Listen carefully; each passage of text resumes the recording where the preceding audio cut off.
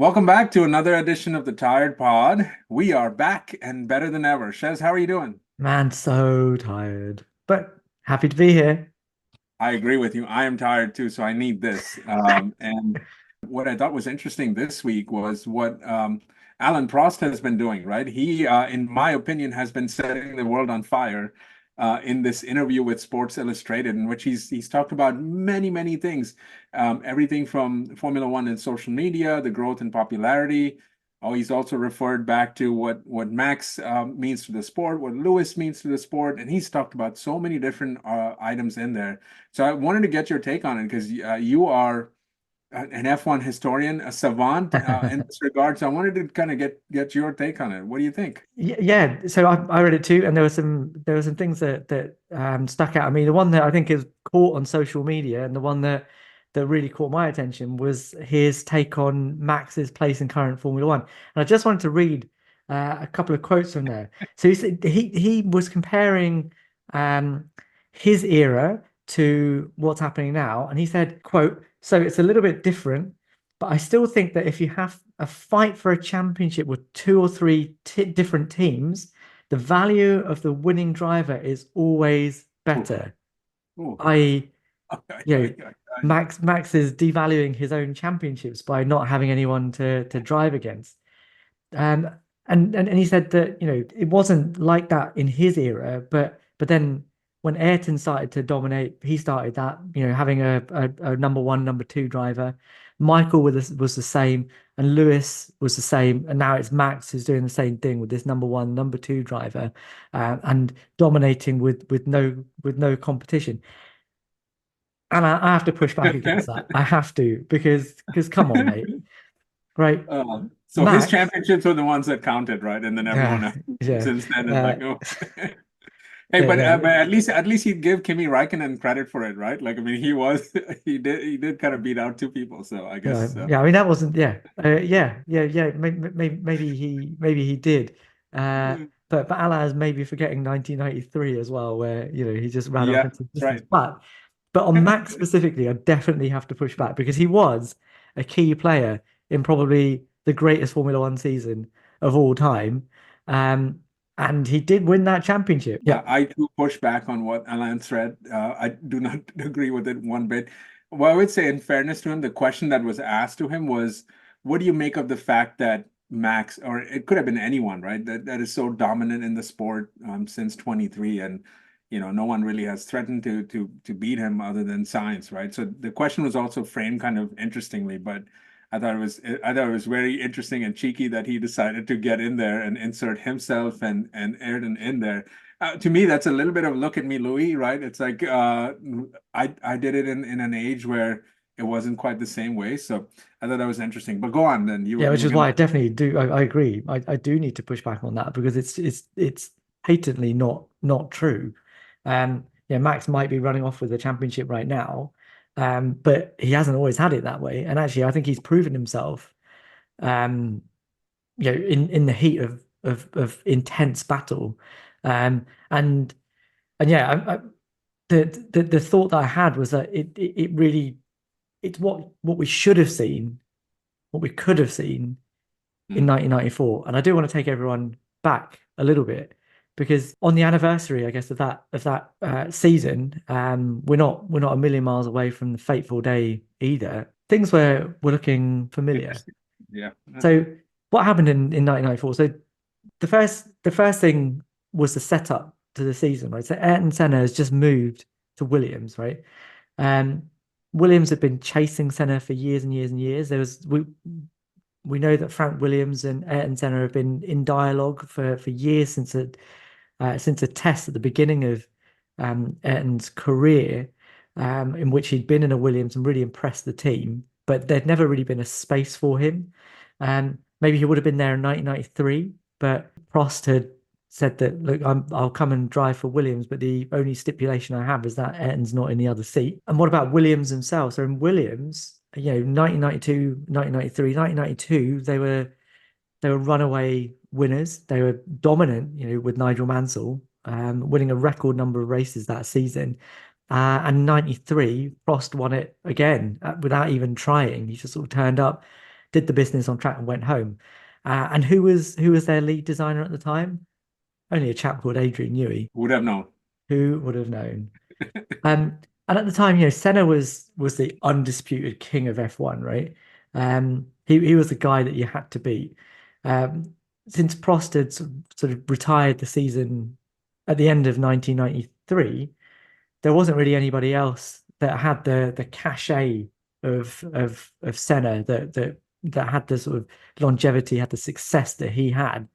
And if you put those two together, you put Senna together and you put Williams together, what we thought we were going to see was domination on a new scale, which is kind of what Senna was expecting. But that's not really how it played out, because there was another team on the grid, Benetton. Benetton started out in 1986, and their team principal was a chap called Flavio Briatore.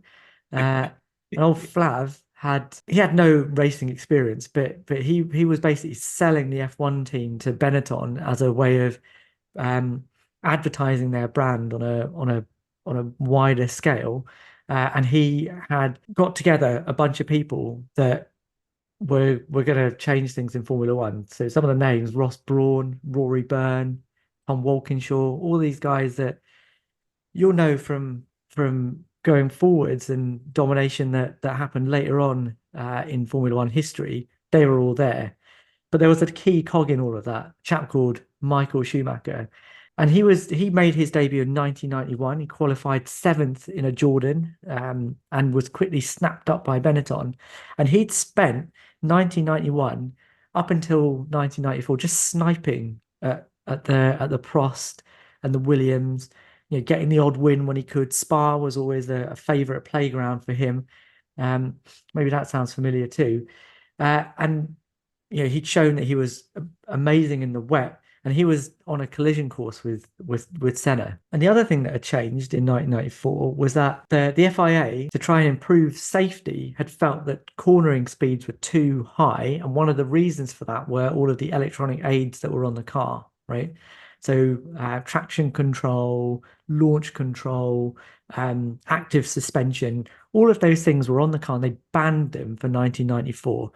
And Williams had sort of pioneered all of that. So from 1991, they'd sort of built up their car to work around active suspension, and suddenly that wasn't there anymore. Does all that sound familiar? All of it sounds. Yeah, dominant driver, whippersnapper sort of Yeah. sniping No, at him, and then a subtle regulation change that suddenly might affect the team that's dominant at the time, that should have been winning all the titles. Just to ram that home, in the first three races of 1994, Senna sticks a clearly slower car on pole, right? But doesn't finish any of the races. And then we had Imola. I've said this before, but this is one of my earliest Formula One memories, right? Is sitting in front of the TV with my dad and watching the San Marino Grand Prix play out, and Senna having his accident, and then that was kind of that. And I think we didn't get to see how that season played out. I definitely want to know what you think. Like, how do you think that season would have played out if Oh gosh, if yeah. that hadn't happened? We were clearly robbed of what could have been a great season, right? It's hard to imagine what that could have looked like, because Senna was clearly capable of putting a slow car up on pole, like you said, but he couldn't finish any of the races. So I don't quite know how that would have played out. I have no way of predicting what that looks like. Yeah. Well, Amar, if fast forward a little bit into that season, uh, if things play out exactly the same, and there's no way of saying that is what would have happened. They changed the plank rules on the cars, so by Spain, actually Williams were back in the hunt again. That's right. Schumacher was banned from a couple of races, and Yep. and even if you take that out of it, Senna was hot on the heels of Michael in Brazil. Was leading the San Marino Grand Prix before what happened. And actually, if you read Adrian Newey's book on this, he says that by Imola, he'd understood what the problem was and what he needed to do, or what Williams needed to do to fix that problem. So all the indications are that as we progressed through that season, actually the Williams would have become more competitive again. And Damon Hill kind of showed that, by how close he got to winning the championship. Yeah, yeah. And so with a slightly more competitive car, I don't think it needed to be much more competitive. It didn't need to be faster than the Benton. It just needed to be closer. Like, what do you think Senna could have done with it, I given what mean, he did in the first three races? yeah, I just got done saying I would have no idea, and I'd still stick by that, except to your point. I think I mean, if you were to bet a significant amount of money, you'd be betting it on Senna, right? At that point, right? There would be um thinking twice about it. So I think that all of that fate has an interesting way of working out, really, in some ways, doesn't it?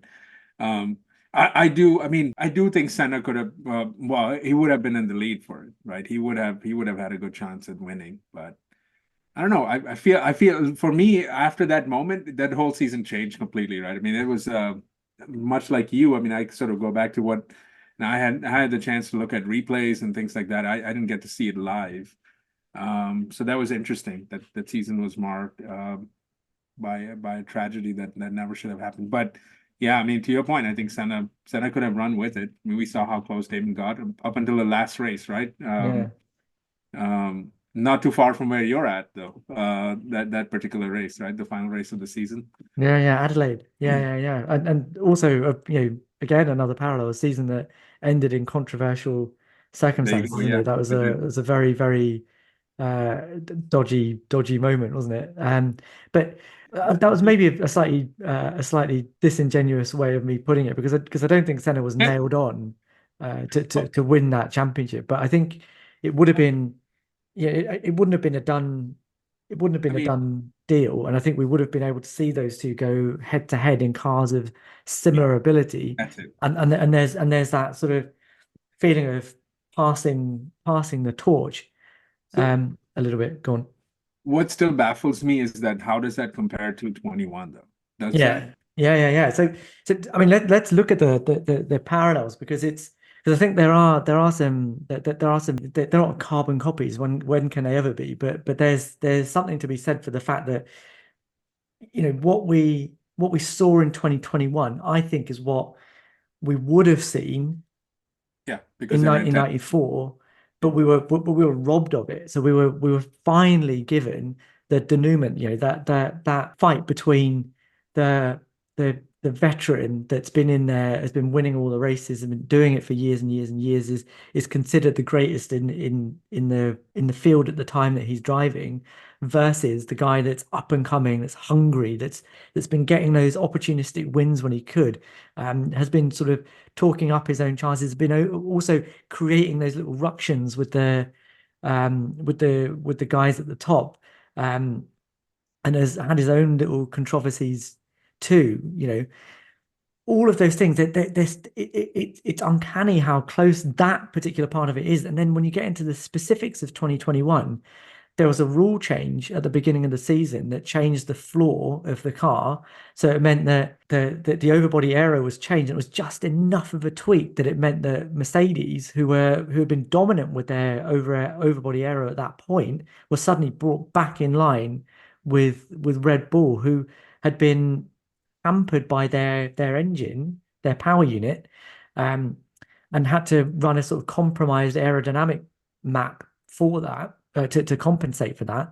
And at the same time, Honda suddenly had a big development. They were leaving the sport at the end of that season, and as a goodbye present, they turned up and gave Red Bull the ultimate incarnation of their power unit, and it was a absolute cracker. Not better than the Mercedes, certainly not better than the Mercedes, but more consistent, more able to give its power more consistently than what the Mercedes could do.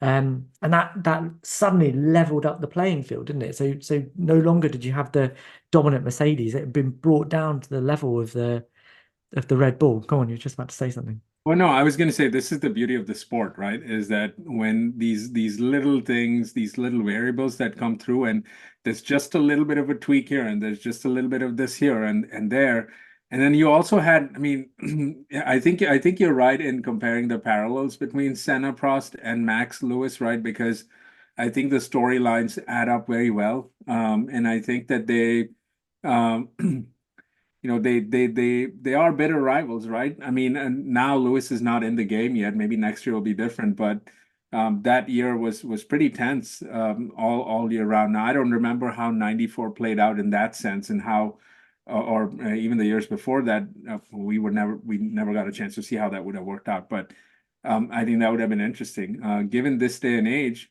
you had two fierce competitors with at that point almost similar, almost the same type of cars, right? Well, different strengths, Yeah, obviously, but that's this the is thing. it. This Yeah, is it. And that this again comes down to the crux of why I find 2021 so fascinating, right? Is that yeah. it's not two drivers that are in the same team and the car just suits one driver better than the other. It wasn't that. It was two drivers at two different teams, and that their cars were honed to them. It was, these cars were like, synaptic extensions Exactly. Of of who they are. them, right? Yeah. You know where they ended and the car started. It was, Well, and to have that kind of synergy between man and machine at two different teams going up against each other, I think that's what we would have seen into 1994 as the season progressed. But we didn't see it. We didn't see it because that car would have been developed further towards what fit better with those regulations and what Senna needed to get the most out of it. But we just never saw it. Sorry, go on. I don't want to relitigate 2021. I mean, that's the shame of what Abu Dhabi was, right? Because it was such a fantastic season, and I think that the last 5 laps of the season never really gave us a chance to look back at what the season was and the ups and downs and swings and everything that happened on camera, off track, on track, right? All of that. I don't want to ask you this though, right? Let's say 2021 goes the other way, right? And then, of course, since then, Red Bull and Max have been competitive and they've blown everyone out of not competitive. They've been dominant. Does the opinion change? Does the opinion on Max change? Is Alain Prost saying something different about it? How do you mean that if Max hadn't won 2021? Correct. But Uh, since then has been dominating. What does that look like? to me, it doesn't matter. Like that championship was, those guys were so equal, right? It was so well matched. Like they both of the teams and drivers were able to maximize their strengths. You saw the best Yeah. of Lewis and Mercedes, and you saw the absolute best of Max and Red Bull. All of their strengths displayed in one season, right? With no compromise, no mistake. That was their peak, right? So for me, ultimately, yes, Formula One didn't stick the landing, right? One of those, it shouldn't have been such a messy ending. However it ended, it shouldn't have been as messy as it was. But it doesn't take away the strength of what came before that. You know, um, those two were so well matched that it didn't really matter what happened at the end. That was having a good ending to that would have just been the cherry on the cake. It wouldn't have been the cake. You know what I mean? That's what's so brutal about the sport, right? The margin for error, such that it is so thin, right? Because w winning that season changes, in my mind, the narrative on Max because you can no longer say that, okay, it's just the last couple of years and he's been dominant in a car that is dominating everyone, right? Winning that 21 season really sets him apart in that regard, right? I Yeah, would yeah, have personally, I mean, those of us that follow the sport closely enough would have given him that edge had he not won 2021 too, right? But to me, it's such a brutal thing, right? Just sort of stepping back and looking at this and saying, well, that's the margin between greatness, quote unquote greatness, and not, right? Because yeah. it doesn't, to your point, it doesn't take anything away from it because that was a season where they were just on it, and the slightest of errors were sort of what it came down to in the end, right? And it could have Yeah, gone so many different ways, but yeah. I That's think it. history never looks upon those nuances in quite the same way. So I think Yeah, that's. Fascinating. I agree with you. I agree with you, and that is why I have to push back hard against Alat, because in the heat of the of battle, in the crucible, Max showed that he could take it to the Take best in it. the sport and Right. come out Yeah. on top. There is Well, there is absolutely no denying his quality. Even now, when you look at how Max is dominating and absolutely pummeling everybody else, you have to look at 2021 and say, when the chips were down, when he wasn't in a car that was head and shoulders above everybody else, he was able to really do the business. And you cannot deny that. yeah. Well, and I also think as championship drivers or Hall of Fame drivers or the ones that are the greatest, right? Do need a season or two where the season has been so exciting, so down to the wire, so contentious that you kind of make a mark, right? There's a memory of the season as a whole, not just the end result of Yeah. it. Yeah. And this is why I'm so frustrated with both Ferrari and Mercedes right now because we could have been having 2022 could have been a great way for Ferrari to get in the mix, but they never quite did. So, Yeah. yeah, Yeah. I mean, this is just how dominance works in the yeah. sport. But I No, guess that's it. I guess we've always had 2021. As one of the things that I also one of the things that I picked out was how close in nature the protagonists all are. Mm, And at the time, Lewis was the is the biggest Ayrton Senna fan of all of them, right? And in that season, 2021, he sort of took up Ayrton's mantle. Like he was the reigning king of Formula yep, One, and he was yep. definitely that guy, right? And Max was the guy on the rise, and I think it goes further than just the fact that Schumacher was doing the same kind of thing that Max was in the preceding seasons. Their style is so similar as well. That aggressive oversteery style where they float the car into the corner and then do little with the steering wheel, just little adjustments to with the steering to pinpoint the car into the apex. Both of them do that very, very similarly.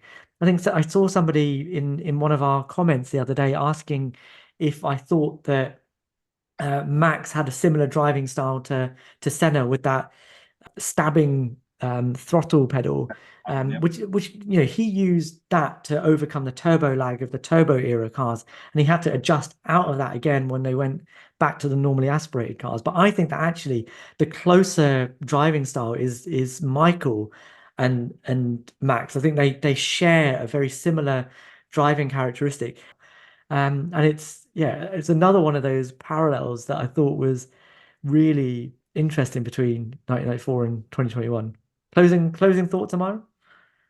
Yeah, in closing, I mean, you summed it up very well. I think that this is history sort of repeating itself, right? I mean, just as we didn't have the opportunity to see what 94 would have played out with Senna in there, we're right now for completely, I mean, not the same reasons, having uncompetitive rivals right now, not giving us the opportunity to see what a Charles versus Max would look like. I mean, I would love to see something like that happen, or even Lewis versus Max round two, right? It would have been really nice to see. So I'm just reminded of what we're not getting right now, which is a bitter topic to talk about, maybe another time. Yeah.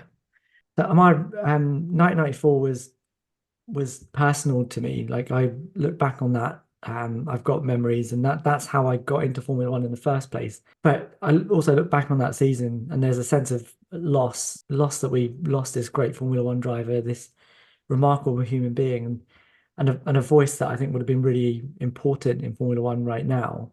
And this past week, I've listened to what Alain had to say, and it's poignant that it's 30 years now since that season and that sort of fateful day. That season, I think, had a lot of promise, which I think we've tried to cover at least part of in this video. And for me, 2021, at least, it could never fill that void, but at least fulfilled part of the promise of that season. These two guys going head to head, everything thrown in. When you look back at it and you see the parallels, you can see how it at least honored the memory of Senna and what could have been in that season and what could have been in the years to come. And for that, I'll always be grateful. But I think I'll leave the last word for Michael. Thanks very much. It was always clear that I'm not going to win the championship, and it's Ayrton who is going to win the championship, but he hasn't been there for the last races, and I'd like to take this championship and give it to him, because he is the driver who should have earned it. He had the best car, he was the best driver, and that's my feelings about him. We love making these videos. Please like and subscribe. Please comment. We read all of your comments. We reply to as many of them as we can. And we'll see you guys in the next one. Later.